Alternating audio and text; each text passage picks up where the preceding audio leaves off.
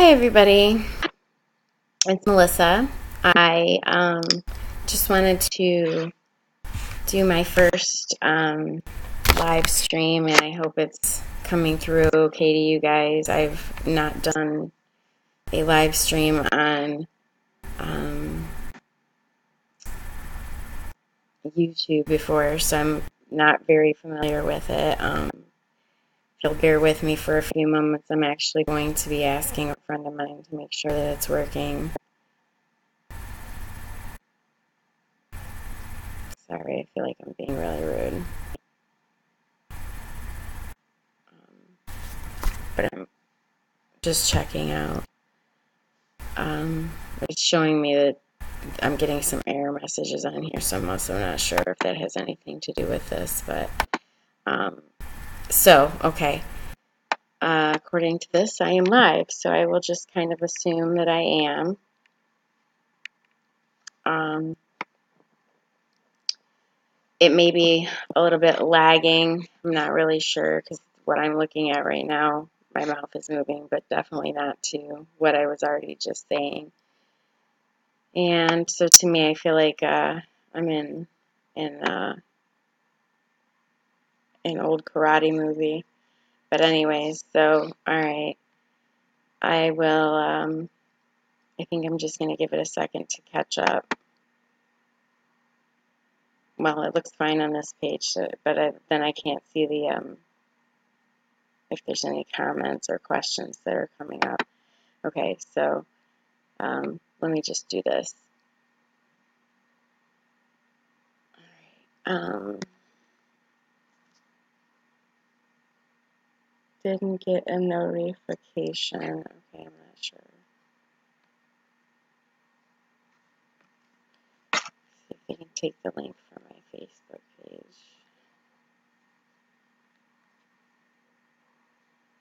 Or if I should send it. This seems like a whole lot of work just to do a live stream when I could do a Facebook Live, but then it doesn't work as well on my Yahoo, on my Help Hope Live page. And I don't know what's going on with my cell phone here, but that doesn't appear to be working right now either, which means I have no patience for that. I'm not going to worry about it right now.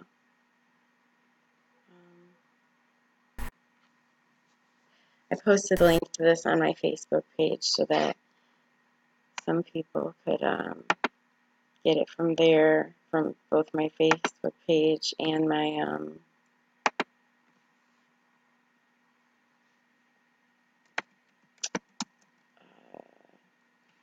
if you're subscribed to my videos on YouTube, which I think I only have 2 subscribers, so but I also put it on my kidney pages. Check my Facebook kidney page. Okay. So anyways, let me just kind of go forward with what I wanted to talk about today. So if you followed me on Facebook at all over the past few, I'd say few weeks, you'd know that I've been going through some issues lately. It could very well be that my computer is just very slow, and I'm not sure if that's part of it either, but I'd rather actually do this as a live stream when there's more people actually watching.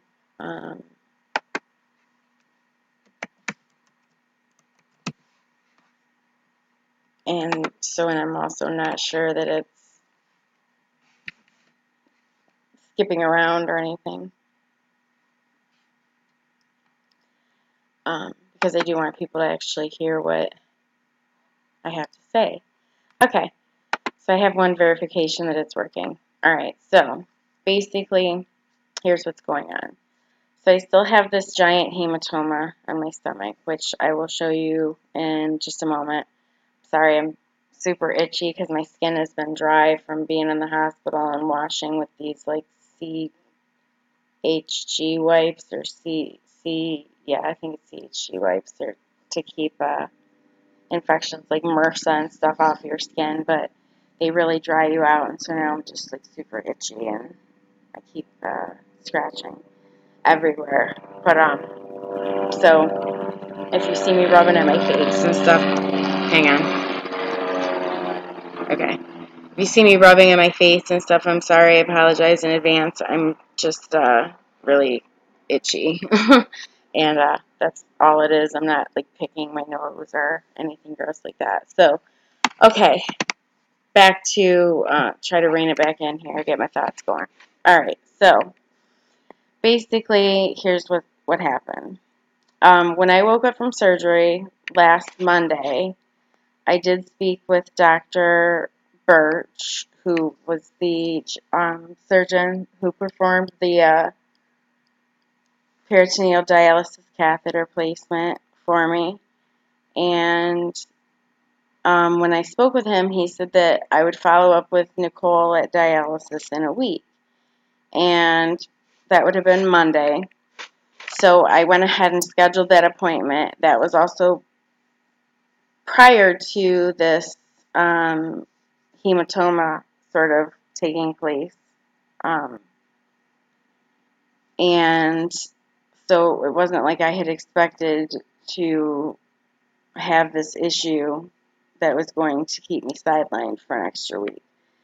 But nonetheless, I went in yesterday to meet with Nicole, and I've been out of the hospital since Sunday, and I haven't gotten my follow-up appointment set up just because I've been so tired and in so much pain from this hematoma that it's just been driving me bonkers.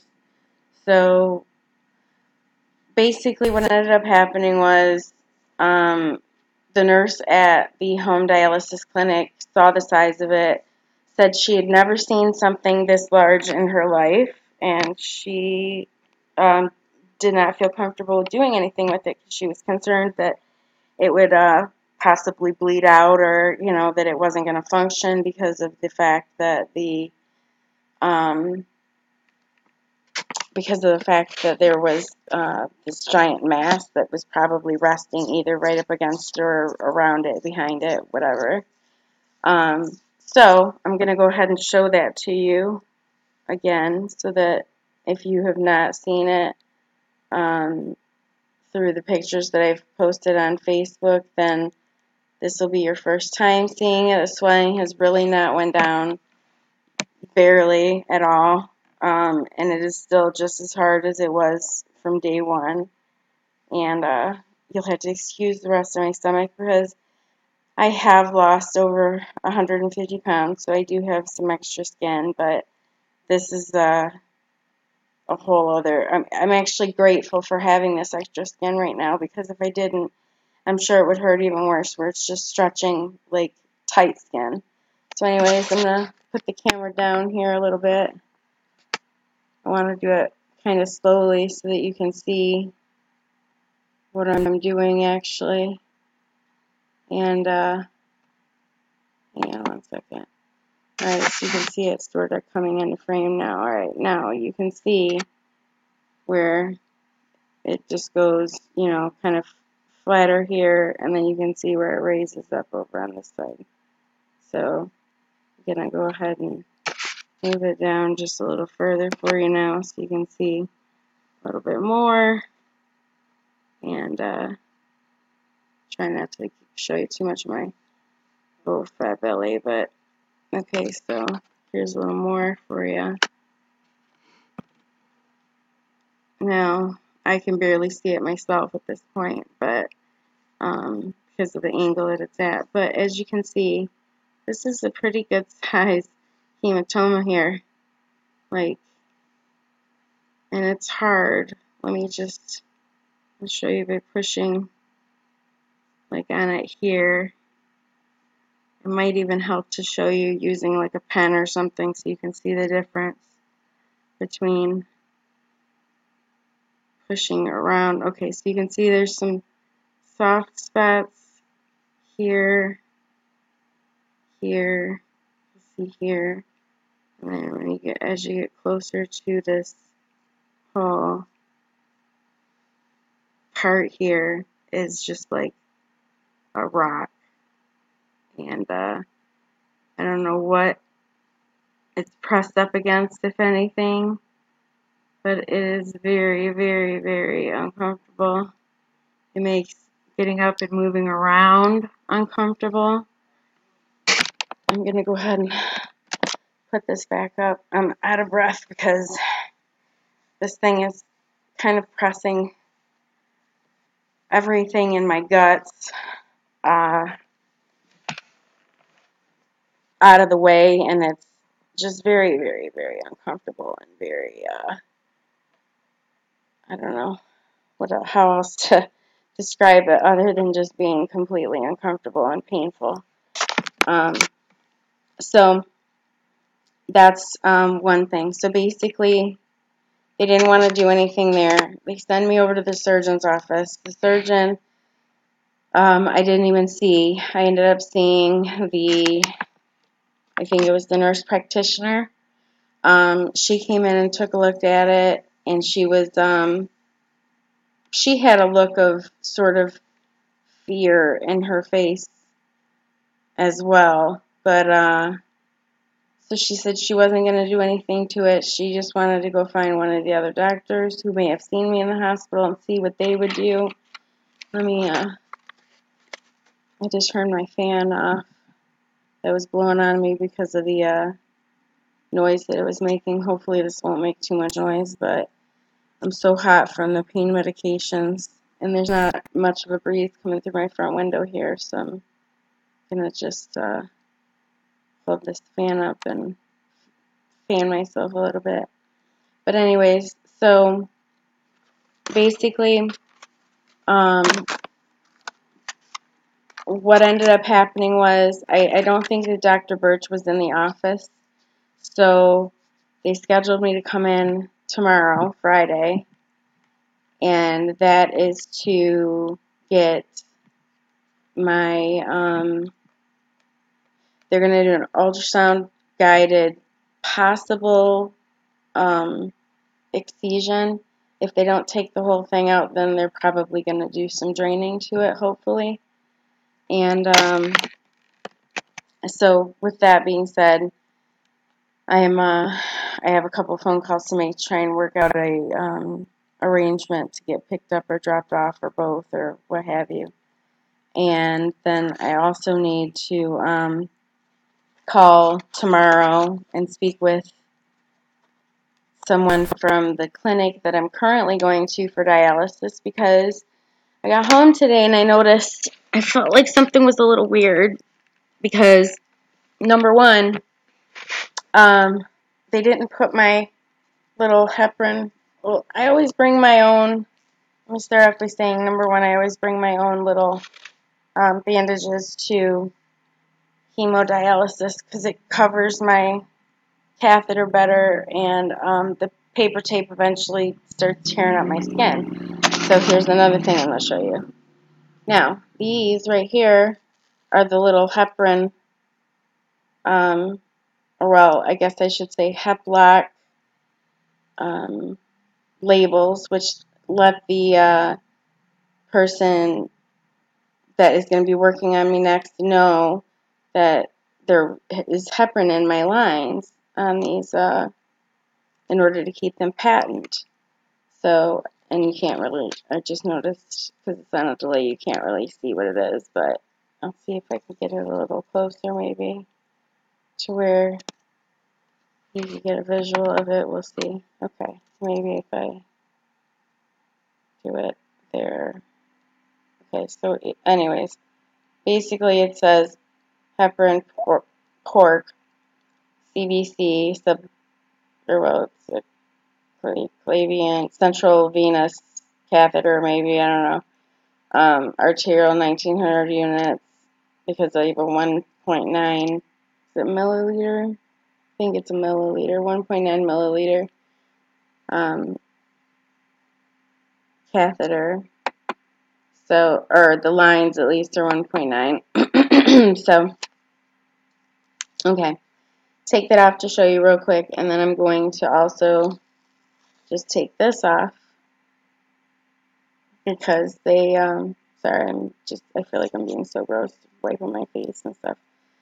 So, taking this off, because I'm going to actually show you, I'm going to rewrap it when I'm done, but I'd like to show you the, how they left my lines today, and I asked my peritoneal dialysis nurse if this was how this is supposed to be done, and of course it wasn't, so now I'm going to be requesting to change dialysis units again. Sorry, I'm itching so much, just like I want to dig my skin off my face. It's just so like, ugh. Okay, I'm going to let this get caught up a little bit so I can actually open it and show you. And I guess I can roll these up because I'm going to rewrap the whole thing and put some more gauze on it. Some clean gauze. Now, in addition to them not scrubbing the tips for 15 seconds like they're supposed to take like an alcohol swab and rub it in between here for 15 seconds on each line before they attach any empty, I'm sorry for all the ums and ahs also, I'm just like seriously out of it. So, again, they are supposed to clean each one of those lines for 15 seconds with an alcohol swab before connecting any lines or before connecting a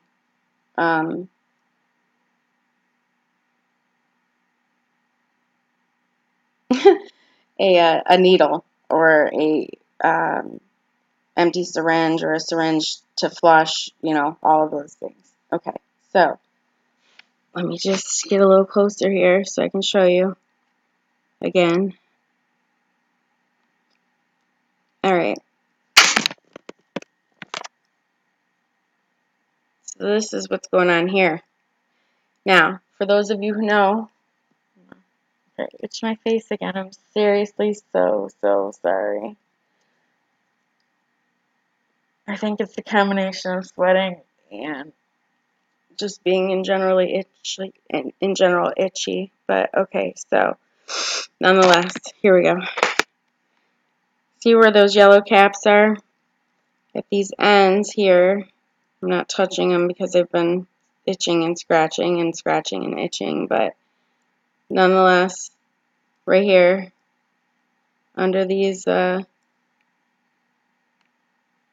caps, are actually supposed to be white caps. So I can see that I need to move it up a little bit so I can show you. Okay, so underneath these are actually supposed to be white caps that cover that, because as you can see down here at the ends, these are open right here.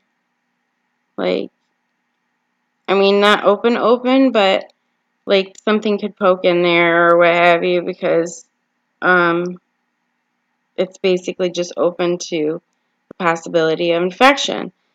And from what I hear, even with this covered, that's still a big no-no, because you are still running the risk of infection with not having that covered with something, anything.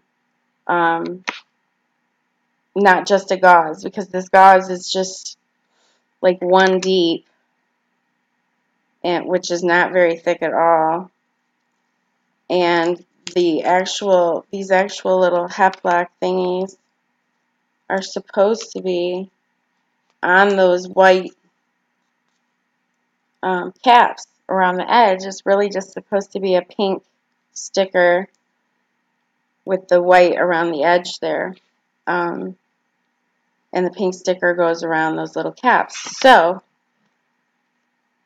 this is not the only mistake that has happened there. I mean, I'm getting a little bit aggravated with just the center itself in general. I'm going to go ahead and put this away now for this moment, and then I'll go back in and wrap some tape around there a little bit tighter. But I don't have those caps at home, so it's not like something that I can just throw on there real quick I may run up there tomorrow and just ask them to throw them on there to be on the safe side, but most likely I'm going to be requesting to go back to, oh my gosh, seriously, sorry. I'm going to be requesting to go back to the previous unit I was at, which, although it's a further drive, they did seem to have their ducks in a row when it came to possible infection control, and I am just not willing to risk getting an infection in this because people aren't following the directions, which are essential. They're all step by step in order to be able to complete this process properly and at the lowest risk possible for the patient and the caregiver. So, my decision is I'd really like to go back to that other facility for the remainder of the time that I have to be on hemodialysis, just because, again, as I said, this goes right into my heart. And so an infection in that could be devastating for me. And I'm just not willing to accept that, especially when this is something they do every single day. So I mean, if I am the only person speaking up on it, then I'm curious to know how many people it happens to that nobody pays attention because they just think that it's not supposed to have that cap on it. But they're putting me at risk for a very serious infection that could kill me because of forgetfulness or cutting corners or whatever. I'm not sure. I know my technician was sick today. She did not sound well at all. She probably shouldn't have been there.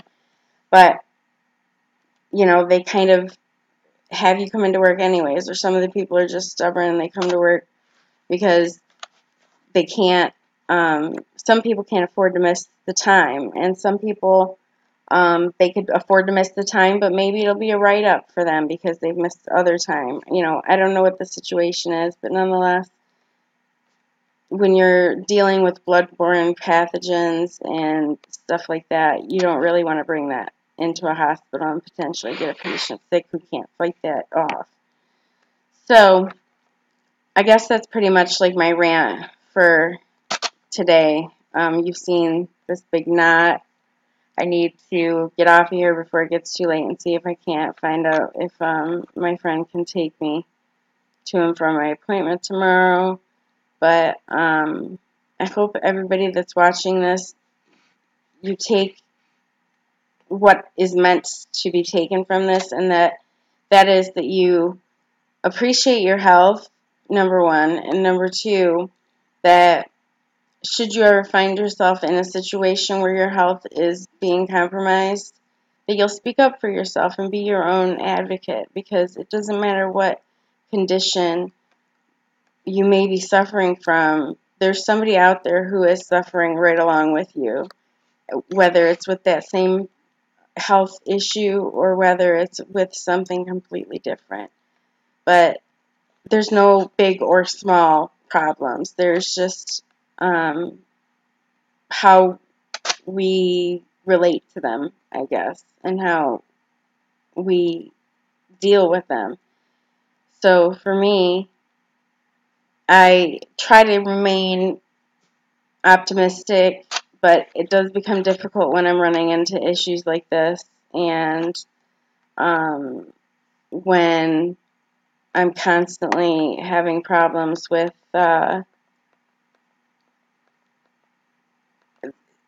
my medical team not really feeling like they're on my side.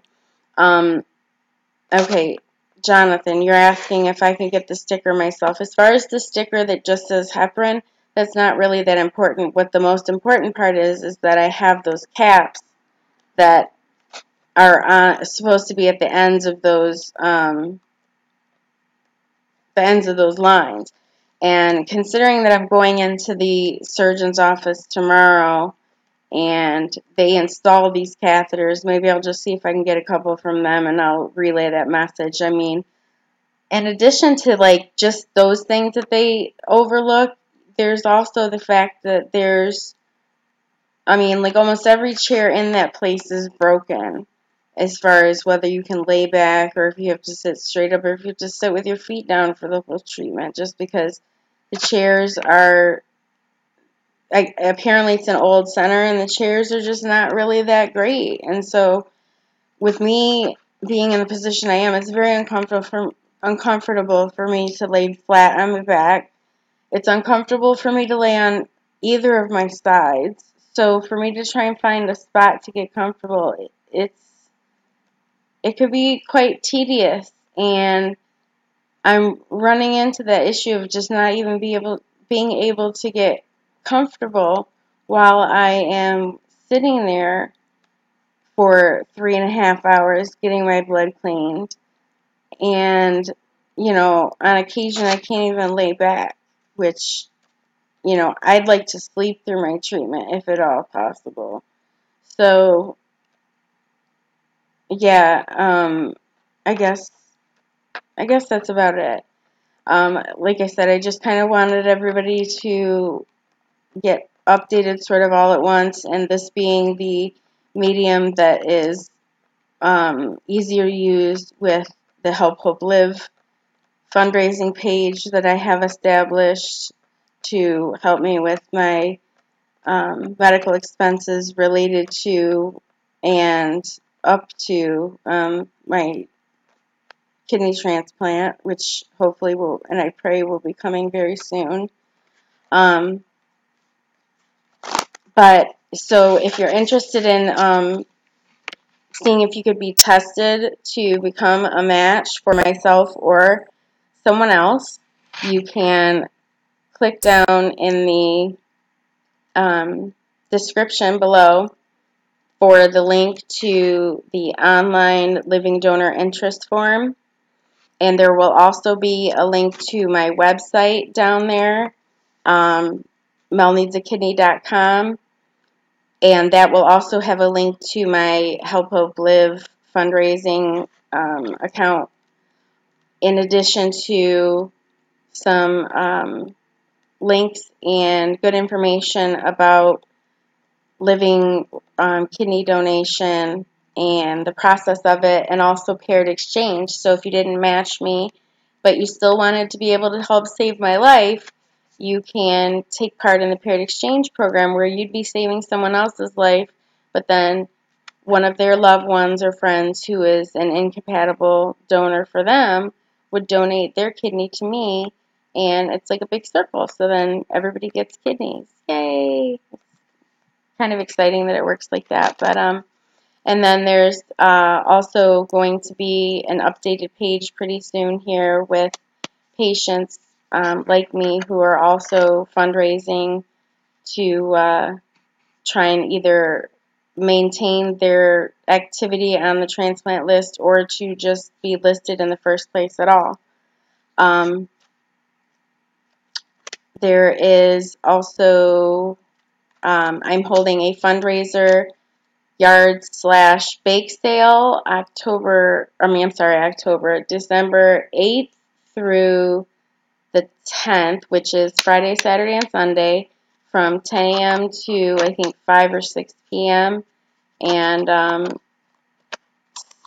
let's see, Friday and Sunday I could use some help. I do have some help coming by on Saturday so far, but if anybody would like to come and sit with me and help me tag some items and maybe just give me a break or something throughout the day so that I can maybe come in and lay down on the couch or something and just relax instead of sitting out there all day. So contact me for more info if you would like to be involved with that, or if you have some items that you'd care to donate in exchange for maybe a business plug or something. If you have a business that you'd like me to try and help spread the word for.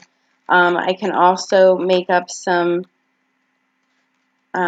change buckets, or I'm not really sure what else they'd be called, but I would say change donation buckets to go on counters if you own a party store or a smoke shop or anything like that. If you're interested in maybe setting something like that on your counter, every little bit helps, and I would certainly appreciate it, because I will be sending in my dialysis bills, and then this most recent hospitalization, I'm going to have bunch of bills I have to submit from that. So I'm definitely going to be having to do quite a bit more fundraising here. Since my, sorry again about these ums and uhs, since my total on my Help Hope Live page does not actually reflect the amount that I have still in the account. So, all right, well, that, again, I think that's it. And I appreciate all of you who took the 30-some minutes out of your day to watch this. I am going to take some more medication and try and relax a little bit. And I hope you all enjoy the rest of your amazing Thursday evening. I had to look at what day it was. So hope you all enjoy the rest of your Thursday evening. And you will all be in my prayers. I love you. And I thank God for you. And namaste, everyone. Namaste. Bye.